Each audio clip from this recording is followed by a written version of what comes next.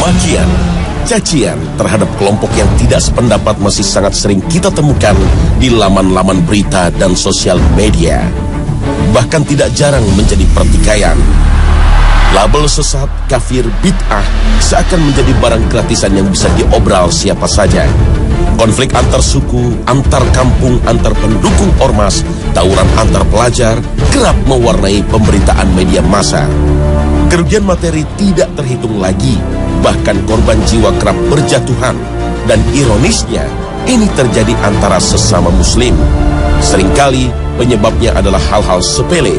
Mereka yang terlibat seringkali tidak paham persoalan hanya karena mengikuti dan membela arahan pimpinan, ulama, atau kelompoknya tanpa tahu inti permasalahan yang bisa jadi bukanlah masalah fundamental. Loyalitas bergeser menjadi loyalitas ormas, partai, kelompok, dan suku. Taklid buta, fanatisme sempit telah mengorbankan nilai kebenaran dan persatuan. Taklid bisa jadi penting pada satu sisi, tapi mengetahui kebenaran di sisi Allah dan Rasulnya haruslah menjadi yang utama.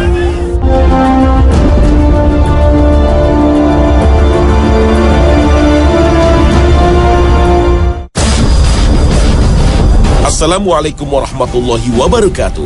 Selamat pagi pemirsa Trans 7. Khazanah, ensiklopedia Islam dunia, pagi ini kembali hadir ke hadapan Anda untuk berbagi pengetahuan dan saling menasehati dalam kebajikan.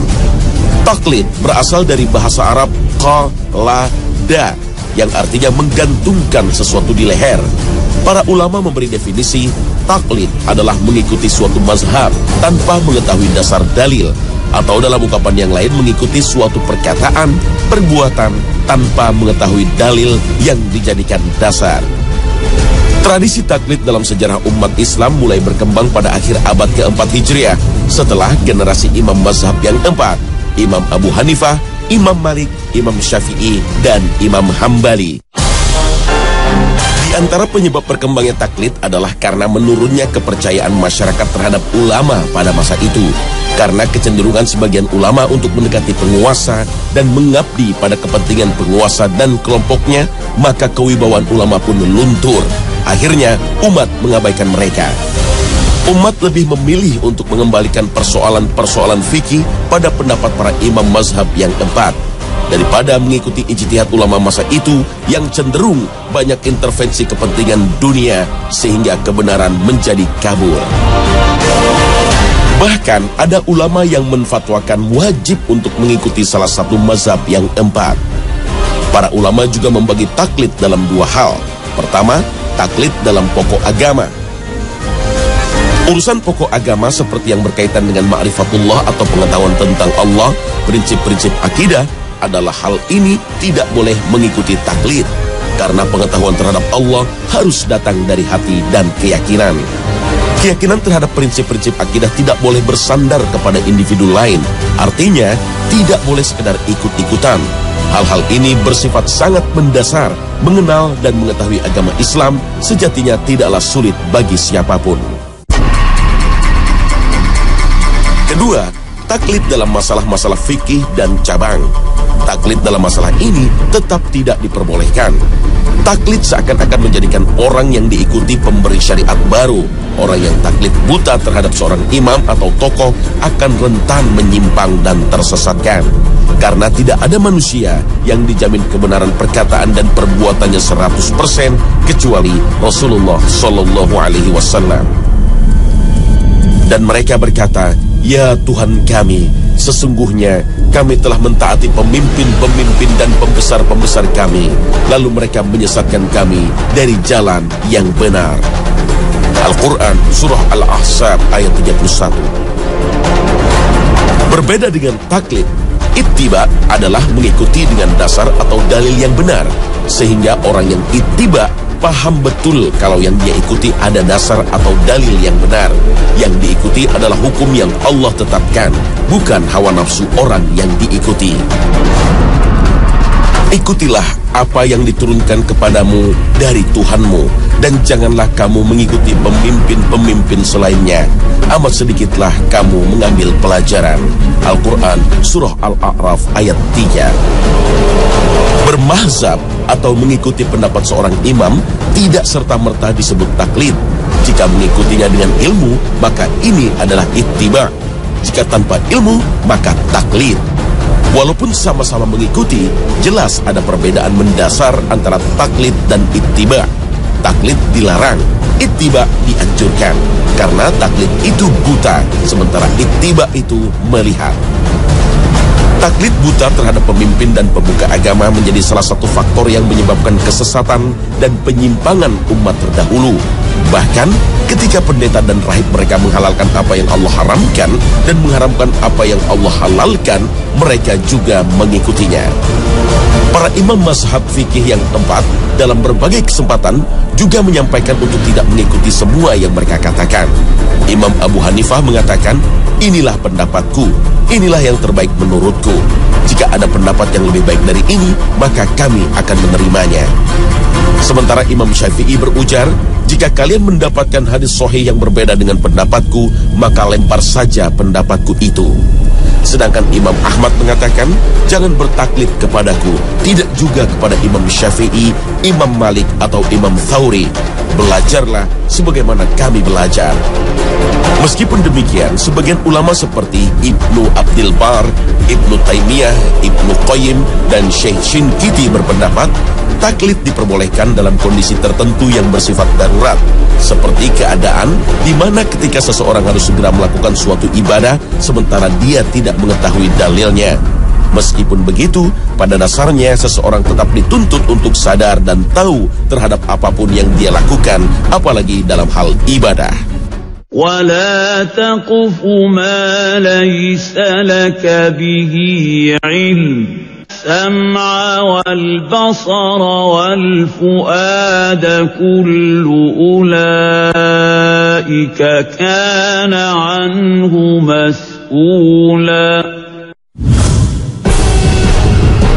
Lihatlah bagaimana sesatnya kaum Nabi Nuh karena ikut-ikutan menyembah arca-arca yang dibuat oleh nenek moyang mereka, yang mereka sendiri tidak mengerti untuk apa sebenarnya arca-arca itu dibuat oleh nenek moyang mereka.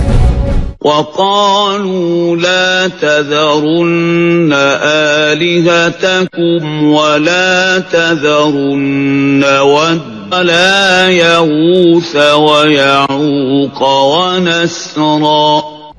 Wad, Suwa, Yaguts, Ya'uq, dan Nasr adalah nama-nama arca yang disembah oleh kaum Nabi Nuh. Tadinya itu adalah nama-nama orang soleh di kalangan mereka. Ketika orang-orang soleh tersebut meninggal, setan membujuk mereka agar membuat arca sebagai monumen untuk mengenang mereka. Generasi pun berganti, mereka tidak mengerti untuk apa monumen-monumen tersebut. Mereka pun menyembahnya. Generasi yang datang selanjutnya mengikuti begitu saja tanpa mempertanyakan sebab dan alasannya. Itulah taklid buta. Sikap taklid mereka ini diperparah oleh perilaku rahib dan pendeta mereka yang menyimpang, yang menyelewengkan ayat-ayat Allah untuk kepentingan pribadi dan kelompoknya. Yang haram menjadi halal, sementara yang halal menjadi haram. Yang benar dipropagandakan menjadi batil, sebaliknya yang batil dipoles sehingga tampak seperti benar.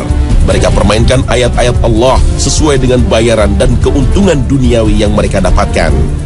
فَوَيْلٌ لِّلَّذِينَ يَكْتُبُونَ الْكِتَابَ بِأَيْدِيهِمْ ثُمَّ يَقُولُونَ هَذَا مِنْ عِندِ اللَّهِ لِيَشْتَرُوا بِهِ ثَمَنًا قَلِيلًا أَيْدِيهِمْ وَوَيْلٌ لَّهُم مِّمَّا يَكْسِبُونَ.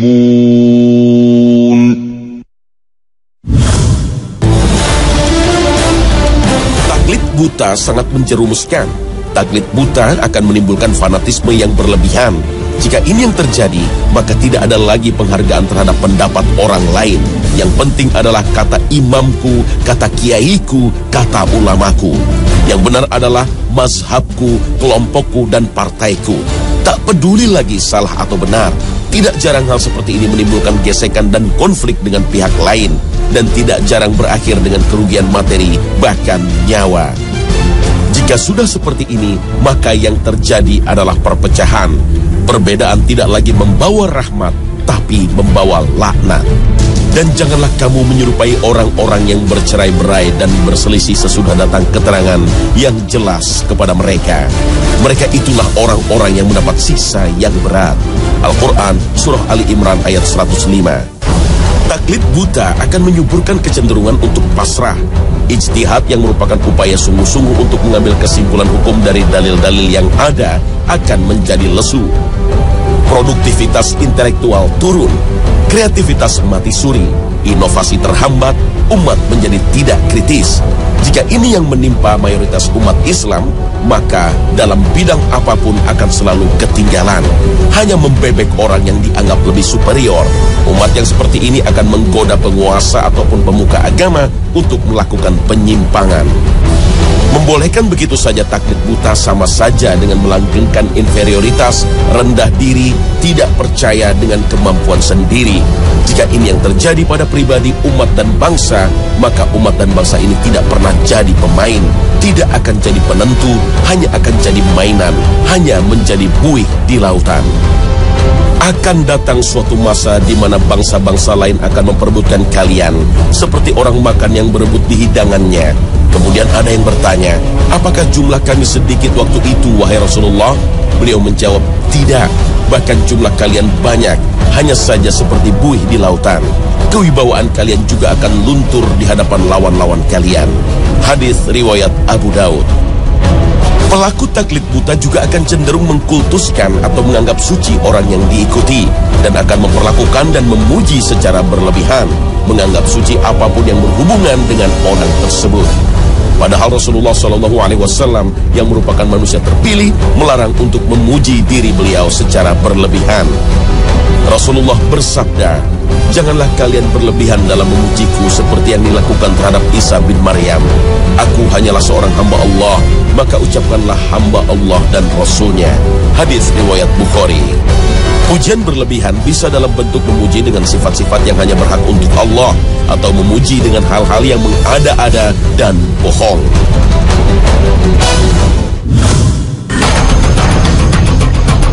Untuk menghindarkan umat dari bahaya taklid, diperlukan pencerahan dari ulama dan umara. Mereka haruslah sadar akan tanggung jawab mereka untuk membimbing dan melayani umat. Jangan sampai terbuai dengan godaan-godaan jabatan dan kedudukan. Bahkan yang lebih berbahaya adalah posisi strategis tersebut justru dimanfaatkan untuk meraup keuntungan duniawi sesaat. Umat dan rakyat dibiarkan bodoh atau bahkan sengaja dibuat bodoh. Kritik dan saran dibungkam, dianggap melecehkan. Nasihat dianggap merongrong kekuasaan. يوم تقلب وجوههم في النار يقولون يا ليتنا أطعنا الله وأطعنا الرسولا براءنا فأضلونا السبيلا. Islam sangat memperhatikan persatuan. Banyak sekali amal ibadah yang hanya dapat dilaksanakan secara berjamaah. Akan tetapi tanggung jawab di hadapan Allah tetap kembali kepada individu. Orang yang melakukan kesalahan dengan alasan mengikuti pemimpin yang salah tidak dapat menjadi pembelaan diri di hadapan Allah Subhanahu wa Ta'ala. Agar terhindar dari taklid buta dibutuhkan umat yang kritis, sehingga apa yang menimpa kaum Fir'aun tidak terjadi pada umat ini. Maka Fir'aun mempengaruhi kaumnya, lalu mereka patuh kepadanya, karena sesungguhnya mereka adalah kaum yang fasik. Al-Quran, Surah Az-Zukhruf ayat 54. Bukan Fir'aun saja yang dipersalahkan, kaumnya juga disebut Allah dengan sebutan fasik, karena mereka taklid buta terhadap argumentasi Fir'aun. Maka umat yang tidak kritis, yang tidak mendayagunakan akal pemberian Allah, akan cenderung tidak kritis juga terhadap argumentasi penguasa zalim yang selalu mencari pembenaran untuk kezalimannya, mengikuti ulama-ulama yang takut menyuarakan kebenaran, ulama yang menjual ayat-ayat Allah. Na'udzubillah. Allah telah meluaskan loyalitas dan identitas manusia, yaitu Islam. Tidak ada lagi sekat suku bangsa, bahasa, ras, apalagi sekat mazhab, partai, dan kelompok. Sahabat Nabi juga terdiri dari berbagai suku bangsa. Ada Suhaib dari Romawi, Salman dari Persia, Bilal dari Ethiopia. Mereka semua bersatu dalam satu identitas, yaitu Islam.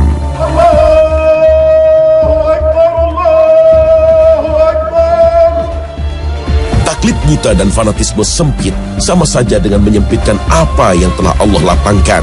Perbedaan pendapat adalah sebuah keniscayaan, apalagi dalam masalah-masalah fikih dan cabang agama. Para ulama terdahulu telah mengajarkan kita bagaimana berbeda tapi tetap bersaudara, berbeda tapi tetap menghargai. Imam Az-Zahabi dalam kitabnya Syiar A'lam Nubala menceritakan, suatu ketika Imam Syafi'i berdialog dengan Imam Yunus As-Hanafi. Beberapa waktu kemudian mereka bertemu lagi. Imam Syafi'i memegang tangan Imam Yunus As-Hanafi dan berkata, "Kita tetaplah saudara meskipun berbeda pendapat dalam beberapa hal." Imam Ahmad bin Hanbal sering sekali mendoakan Imam Syafi'i meskipun banyak berbeda pendapat dengan Imam Syafi'i. Sampai-sampai putranya bertanya, orang seperti apa Imam Syafi'i ini? Sampai-sampai ayah seringkali mendoakannya. Imam Ahmad mengatakan, ia bagaikan matahari bagi dunia, obat bagi manusia. Apa ada yang bisa menggantikan dua hal ini? Subhanallah, adab seperti inilah yang kita rindukan ketika terjadi perbedaan pendapat antara kita. Subhanallah. Minalladzina farraqu dinahum wa kanu syi'a. Orientasi pada kebenaran akan menghindarkan orang dari taklid buta dan fanatisme berlebihan. Ali bin Abi Thalib radhiyallahu anhu berpesan, jangan engkau jadikan seseorang sebagai tolak ukur kebenaran, tapi kenalilah kebenaran itu dan engkau akan tahu siapa saja orang-orangnya. Dengan berorientasi pada kebenaran, orang akan lebih lapang dada menerima pendapat orang lain, akan menjaga adab dalam dialog dan perdebatan.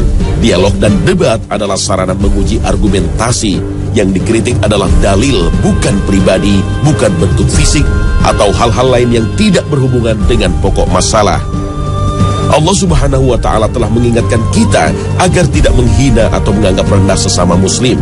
Dalam firman-Nya, Ya ayyuhalladzina amanu la yaskhar qawmun min qawmin asa an yakunu khayran minhum wala nisa' ولا تلمزوا أنفسكم ولا تنابزوا بالألقاب بئس الاسم الفسوق بعد الإيمان ومن لم يتب فأولئك هم الظالمون. Perdebatan atau dialog ditujukan untuk mencari kebenaran, bukan untuk menyakiti apalagi menjatuhkan. Meskipun berbeda, namun tidak mengurangi penghormatan dan penghargaan terhadap orang lain yang berbeda pendapat. Begitulah seharusnya yang terjadi di negeri kita tercinta, Indonesia. Karena itulah ajaran paling manis yang diberikan agama kita, agama Islam. Konflik tak berujung yang terjadi di dunia Arab menjadi pelajaran berharga bagi kita akan mahalnya harga yang harus dibayar oleh taklid buta dan fanatisme berlebihan. Ribuan nyawa melayang, kerugian harta benda tak terkira, belum lagi keadaan yang tidak menentu, yang tidak tahu sampai kapan. Konflik antar suku sesama anak bangsa Indonesia diantaranya juga merupakan buah dari fanatisme yang buta. Tentu kita tidak ingin lagi mengulang sejarah kelam tersebut. Bentrok antar ormas, perkelahian antar kampung, bahkan tawuran antar pelajar merupakan buah dari pola pikir dan bertindak yang latah dan ikut-ikutan. Sesungguhnya, orang-orang yang memecah belah agamanya dan mereka menjadi bergolongan, tidak ada sedikit pun tanggung jawabmu kepada mereka. Sesungguhnya urusan mereka hanyalah terserah kepada Allah. Kemudian Allah akan memberitahukan kepada mereka apa yang telah mereka perbuat. Al-Quran Surah Al-An'am ayat 159. Allah telah menetapkan standar untuk menentukan kualitas manusia. Hai manusia, sesungguhnya kami menciptakan kamu dari seorang laki-laki dan seorang perempuan, dan menjadikan kamu berbangsa-bangsa dan bersuku-suku supaya kamu saling kenal mengenal. Sesungguhnya orang yang paling mulia di antara kamu di sisi Allah ialah orang yang paling takwa di antara kamu. Sesungguhnya Allah Maha mengetahui lagi Maha mengenal. Al-Quran Surah Al-Hujurat ayat 13. Bukan karena suku bangsa, bukan karena warna kulit, bukan karena ormas, bukan karena partai, bukan karena kelompok, tapi takwalah yang akan memuliakan manusia. Rasulullah bersabda, bukan dari golongan kami orang yang mengajak pada fanatisme, bukan dari golongan kami orang yang berjuang karena fanatisme, bukan dari golongan kami orang yang mati karena fanatisme. Hadis riwayat Abu Daud. Alangkah naifnya bila Allah telah memerintahkan kita belajar, kemudian kita malah menyerahkan masa depan akhirat kita dengan taklid buta terhadap seseorang. Padahal sejatinya surga adalah milik Allah, dan Allah Maha Hakim yang menentukan letak hidup kekal kita nantinya, insya Allah.